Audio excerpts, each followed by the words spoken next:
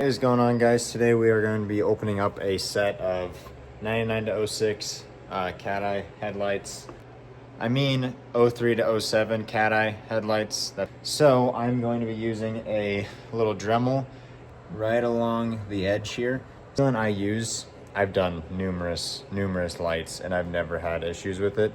So I'm going to set up a little thing here and we're going to cut these open and I'll kind of show you the process.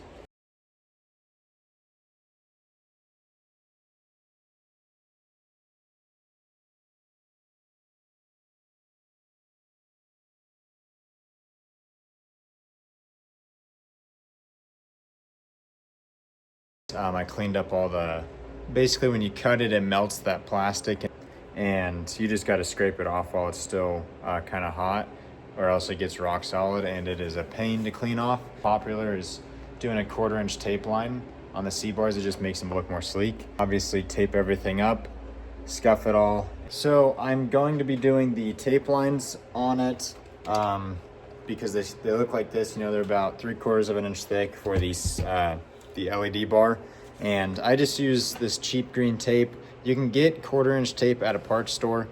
It's like 12 bucks a roll on Temu like 3 years ago, and I'm still using it. It works fine. Obviously not meant for long time taping, but for quick, you know, tape the line, paint it, pull the tape off, works good. So this kind of gives you the idea of what it's going to look like. He's not going to be able to see anything out of these headlights if I don't. So I got them taped and I got this one scuffed. Essentially, to dumb it down, you are sanding everything that is getting painted. So in this case, the entire headlight.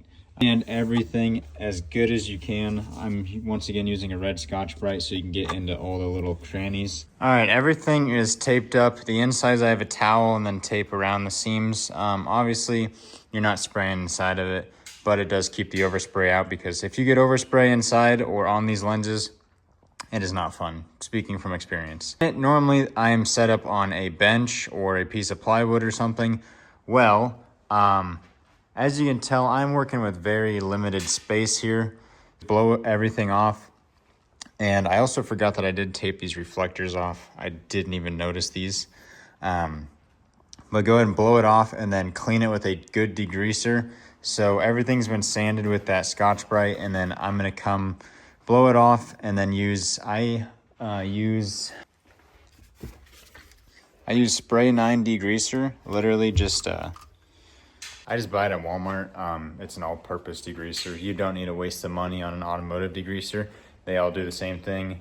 Come over to the paint cabinets, and I use Bulldog adhesion promoter. Just a quick spray, make sure everything's covered, and then you're good to go. Sprayed it all. Now I'm coming back with a towel and I'm gonna wipe everything down. Now for primer, assuming you guys don't have access to all this stuff that I've collected over the years, you can use like a rattle can primer, but I'm using a gun for everything else. So I am using right here, epoxy MP170 epoxy primer. This is Omni's version of Sealer. Apply your 1 to 2 coats of primer just to get that coverage and color on the product. I recommend a paint mask. This is a 3M one. I got it from Home Depot or something, and you replace the filters in it. I've been using this one for probably about a year and a half now. Everything's primered. This is 1 coat. I'm gonna go with that. I got good coverage. Your biggest thing is don't spray super heavy, especially if you are new to this, because it will run and then you're spending like forever waiting for it to dry and sanding it off, and it's just a pain. So never rush this stuff. So this is a really dark blue. I don't have my light. Let me grab my light once actually.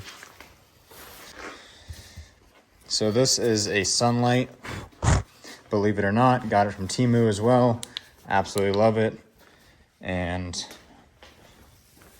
show you what this paint looks like. This is first coat. Biggest thing with spraying first coat is don't go heavy.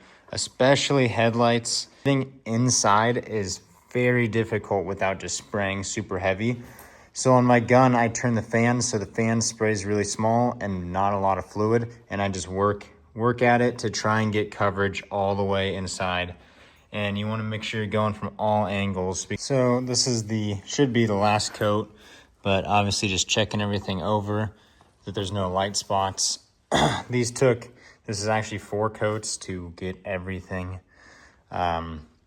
So once this base flashes, and by that I mean it is going to be dull, so it'll look like that rather than shiny. Then it is ready for clear coat. All right, we went ahead and got everything pulled off. Reflectors, C-bars, or L-bar, and you know, the paint line is like freaking crispy. We are fully finished. I got everything pulled off, and all the C-bar pulled off. All masking tape pulled off from what needs to be besides the insides, obviously. So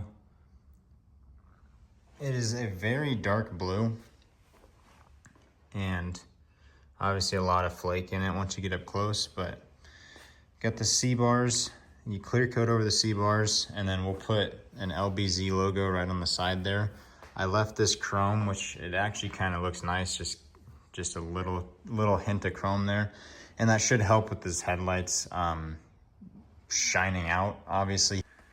So we got everything pulled apart, and this is roughly about 24 hours after they clear coated. Obviously fully dry. We put a chrome LBZ sticker on them.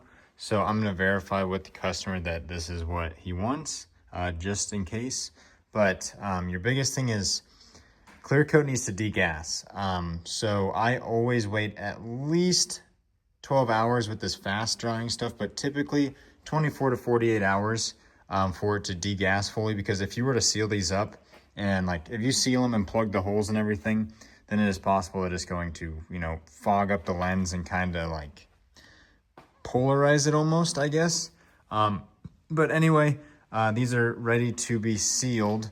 I had to order more sealant because I ran out. So when that gets here, we will go ahead and get these sealed up.